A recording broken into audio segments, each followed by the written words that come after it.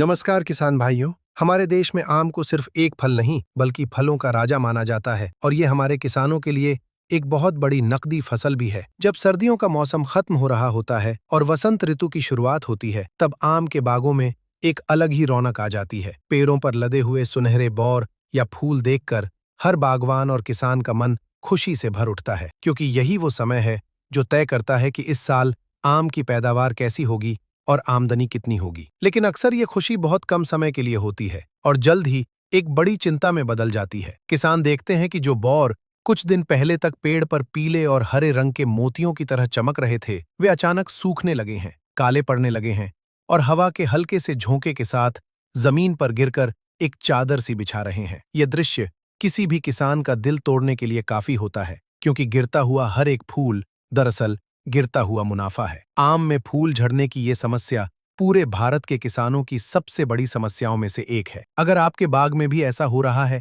और आप समझ नहीं पा रहे हैं कि आखिर इतनी मेहनत और लागत लगाने के बाद भी पेड़ पर फल क्यों नहीं टिक रहे हैं, तो आज का ये वीडियो आपके लिए एक संपूर्ण मार्गदर्शक साबित होने वाला है। आज हम सुनी सुनाई बातों पर नहीं बल्कि कृषि विज्ञान और प्रमाणित तरीकों पर बात करेंगे। हम गहराई से समझेंगे कि पेड़ के अंदर ऐसा क्या होता है जो वो अपने ही फूलों को गिरा देता है। बाहरी मौसम का इस पर क्या असर पड़ता है, कौन से अदृश्य दुश्मन इन फूलों को खोखला कर रहे हैं, और सबसे महत्वपूर्ण बात, हम ऐसा क्या कर सकते हैं कि एक भी फूल बेकार न जाए और हर डाली फलों के वजन से झुक जाए। इस पूरी प्रक्रिया को समझने के लिए हमें सबसे पहले बीमारी की जड़ तक जाना होगा। आम के बौर झड़ने के पीछे कोई एक कारण नहीं होता, बल्कि ये कई सारी गलतियों, मौसमी मार और बीमारियों का एक मिला जुला परिणाम होता है। सबसे पहला और सबसे प्राकृतिक कारण है मौसम का अचानक बदलना। आम का पेड़ तापमान को लेकर बहुत ज्यादा संवेदनशील होता है। जब पेड़ों पर फूल आ रहे होते हैं उस समय अगर दिन का तापमान अचानक बहुत ज्यादा बढ़ जाए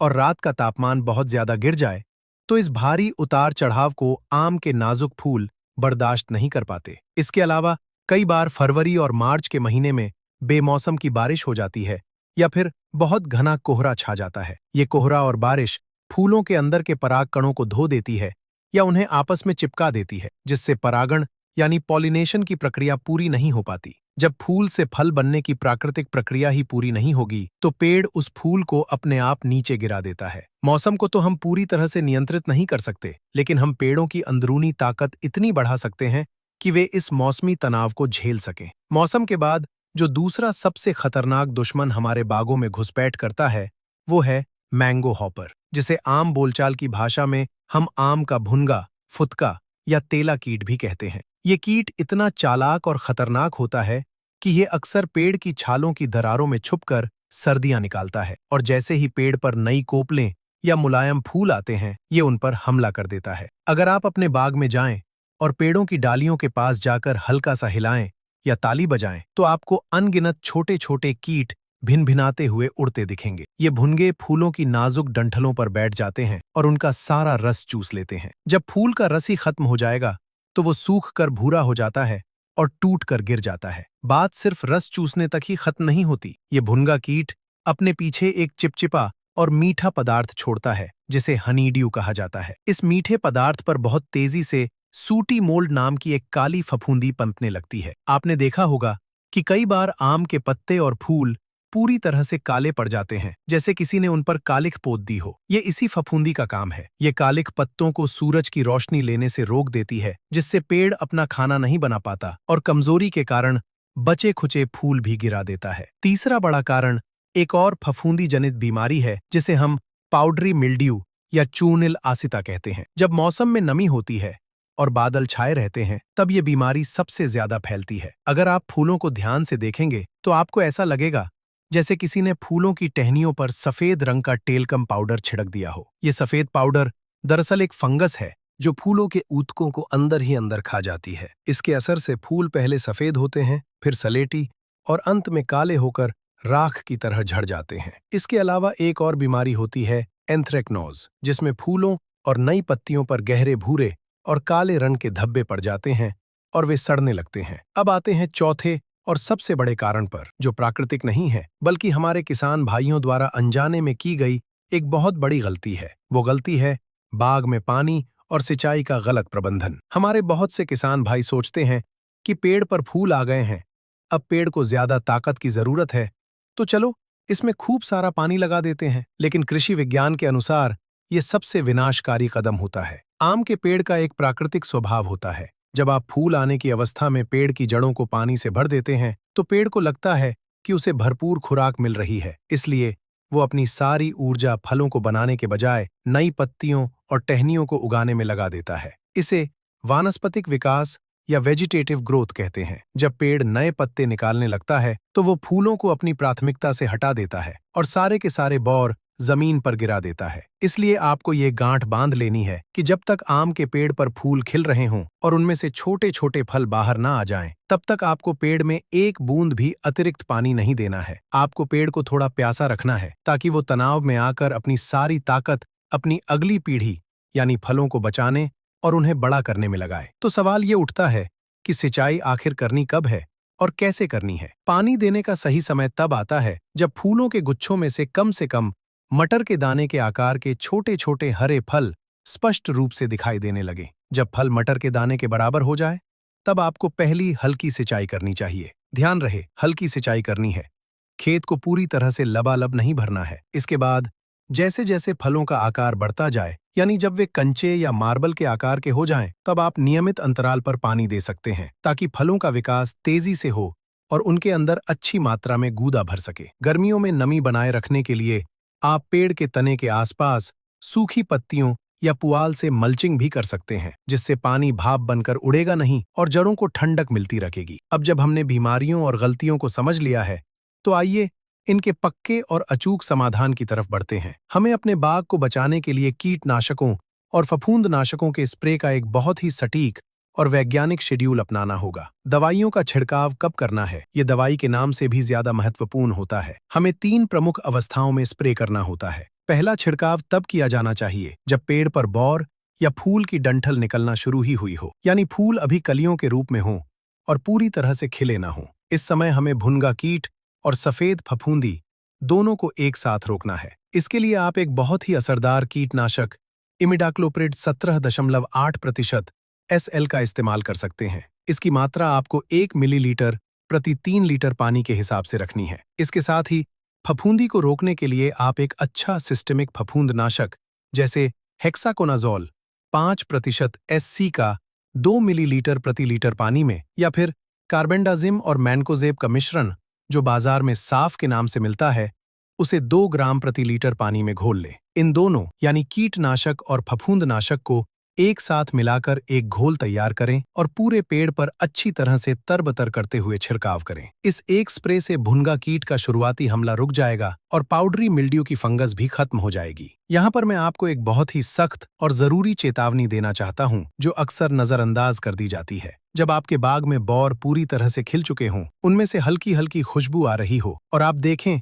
कि फूलों पर मधुमक्खियां, भंवरे और छोटी मक्खियां मंडरा रही हैं, उस समय आपको भूलकर भी गलती से भी कोई भी रासायनिक कीटनाशक स्प्रे नहीं करना है। ये मधुमक्खियां और मित्र कीट हमारे बाग के सबसे बड़े मजदूर हैं। ये एक फूल से दूसरे फूल पर बैठकर परागण या पॉलिनेशन का काम करते हैं। अगर ये कीड़े परागण नहीं करेंगे तो फूल से फल कभी नहीं बनेगा। अगर आप इस खिले हुए फूलों की अवस्था में कीटनाशक डाल देंगे तो ये सारे मित्र कीट और मधुमक्खियां मर जाएंगी, परागण रुक जाएगा और फिर चाहे आप कितनी भी खाद या पानी लगा लें, आपके पेड़ पर आम नहीं लगेंगे।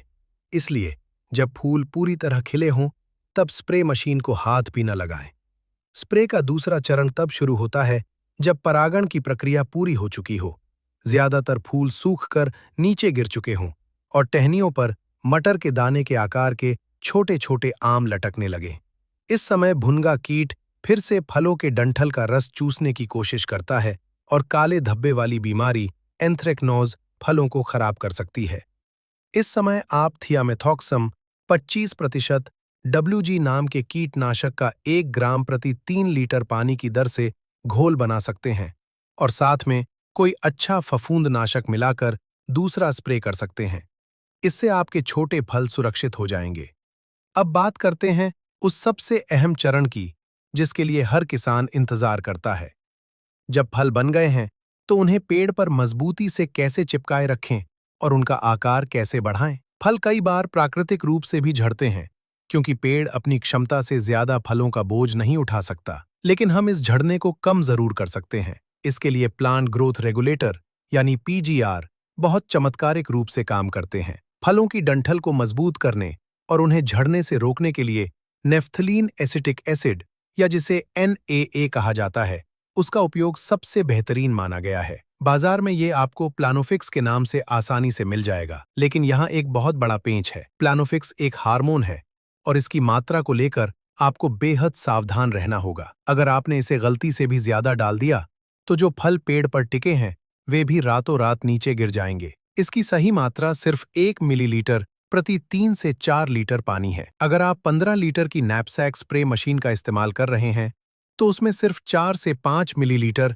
प्लानोफिक्स ही डालना है, इससे एक बूंद भी ज्यादा नहीं। इसका स्प्रे आप तब करें जब फल मटर के दाने से थोड़े बड़े हो जाएं। ये दवा फल की डंठल के पास एक मजबूत परत बना देती है जिससे फल आसानी से नहीं टूटता। प्लानोफिक्स के साथ साथ फलों का आकार बढ़ाने, उन्हें फटने से रोकने और फलों में अच्छी चमक लाने के लिए एक सूक्ष्म पोषक तत्व बहुत जरूरी है और वह है बोरॉन। आम की फसल बोरॉन तत्व के प्रति बहुत अच्छी प्रतिक्रिया देती है। आप बोरॉन 20% वाले पाउडर का 1 से 1.5 ग्राम प्रति लीटर पानी के हिसाब से घोल बनाकर छिड़काव करें। बोरॉन न केवल परागण की नली को मजबूत करता है, बल्कि यह कैल्शियम के साथ मिलकर फलों की कोशिका भित्ति को इतना मजबूत बना देता है कि तेज हवा या आंधी चलने पर भी फल आसानी से जमीन पर नहीं गिरते। आप चाहें तो मटर के दाने की अवस्था में प्लानोफिक्स और बोरॉन को एक साथ मिलाकर भी स्प्रे कर सकते हैं।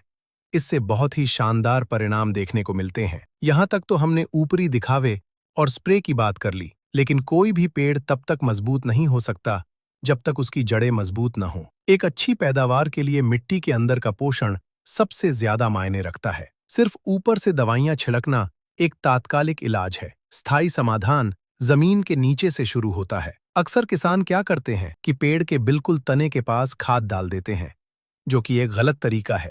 पेड़ की जो जड़ें खाना और पानी सोखती हैं, जिन्हें फीडर रूट्स कहा जाता है, वे तने के पास नहीं, बल्कि पेड़ की छतरी या कैनोपी के बाहरी घेरे के ठीक नीचे होती हैं। इसलिए आम के पेड़ों में बौर आने से लगभग 1 से 1.5 महीने पहले, यानी दिसंबर या जनवरी के महीने में, आपको पेड़ के तने से लगभग 2 से 3 फीट की दूरी पर एक गोल नाली या रिंग बनानी चाहिए। अगर आपका पेड़ 10 साल या उससे अधिक उम्र का है, तो इस रिंग में आपको लगभग 30 से 40 किलो अच्छी तरह सड़ी हुई पुरानी गोबर की खाद डालनी चाहिए। कच्चा गोबर कभी न डालें, क्योंकि इससे दीमक का खतरा बढ़ जाता है। गोबर की खाद के साथ आपको 1 kilo urea, 1 kilo single super phosphate और लगभग 500 ग्राम से लेकर 800 ग्राम तक म्यूरेट ऑफ पोटाश मिलाना चाहिए। पोटाश आम की खेती में गेम चेंजर का काम करता है। ये पेड़ की रोग प्रतिरोधक क्षमता तो बढ़ाता ही है, साथ ही फलों का वजन, उनकी मिठास, छिलके की चमक और भंडारण क्षमता को बहुत ज्यादा बढ़ा देता है। पोटाश की कमी वाले बागों में अक्सर फल छोटे रह जाते हैं और उनमें मिठास नहीं आ पाती। इन सभी खादों को उस रिंग में डालकर अच्छी तरह मिट्टी से ढक दें और एक हल्की सिंचाई कर दें ताकि खाद घुलकर जड़ों तक पहुंच जाए। इसके अलावा कुछ बागों में एक और बड़ी समस्या देखी जाती है कि पेड़ पर एक साल तो बहुत ज्यादा आम आते हैं और अगले साल पेड़ बिल्कुल खाली रहता है। इसे ऑल्टरनेट बेयरिंग या एकांतर फलन कहा जाता है। दशहरी, लंगड़ा और चौसा जैसी उत्तर भारत की किस्मों में ये समस्या बहुत आम है। इसे कंट्रोल करने के लिए आज के समय में पक्लोब्यूट्राजोल, जिसे बाजार में कल्टार के नाम से जाना जाता है, उसका उपयोग बहुत लोकप्रिय हो रहा है। इसका उपयोग मिट्टी में किया जाता है, स्प्रे में नहीं। बरसात के मौसम के बाद यानी सितंबर या अक्टूबर के महीने में पेड़ की उम्र के हिसाब से इसकी एक निश्चित मात्रा को पानी में घोलकर पेड़ की जड़ों के पास मिट्टी में डाल दिया जाता है। ये दवा पेड़ की वानस्पतिक वृद्धि को रोककर उसे फूल निकालने के लिए प्रेरित करती है। हालांकि इसका उपयोग कृषि विशेषज्ञों की सलाह से और बहुत ही सावधानीपूर्वक करना चाहिए, क्योंकि इसके लगातार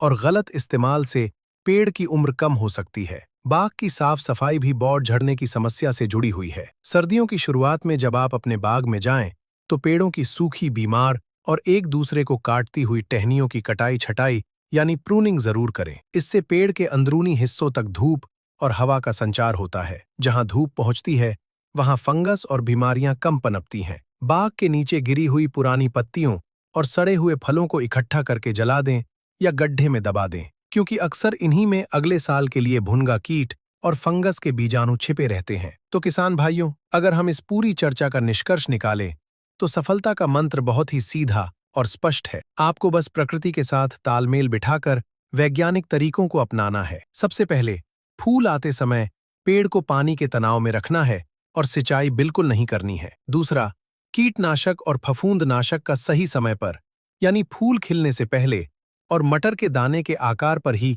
स्प्रे करना है। तीसरा, जब बाग में फूलों की खुशबू महक रही हो और मधुमक्खियां अपना काम कर रही हों, तब रसायनों से पूरी तरह दूर रहना है। और चौथा, फलों को झड़ने से रोकने के लिए नेफ्थलीन एसिटिक एसिड यानी प्लानोफिक्स और बोरॉन का अत्यंत सटीक मात्रा में उपयोग करना है। साथ ही सर्दियों में जमीन के अंदर पर्याप्त पोटाश और फास्फोरस वाली खाद देनी है। खेती एक तपस्या है और आम की खेती उसमें भी सबसे ज्यादा धैर्य मांगती है। अगर आप अपने बाग में इन छोटी छोटी बातों का ध्यान रखेंगे, सही समय पर सही कदम उठाएंगे और पेड़ की जरूरतों को समझेंगे, तो मुझे पूरा विश्वास है कि आपके बाग में आम के फूलों का झरना काफी हद तक कम हो जाएगा। इस साल आपके पेड़ों की डालियां फलों के वजन से झुक जाएंगी और आपको एक रिकॉर्ड तोड़ बम्पर पैदावार मिलेगी, जो आपके चेहरे पर एक सच्ची और स्थायी मुस्कान लेकर आएगी। आप सभी का बहुत बहुत धन्यवाद कि आपने इस जानकारी को इतने ध्यान से सुना। मैं उम्मीद करता हूं कि ये जानकारी आपके बाग को हरा भरा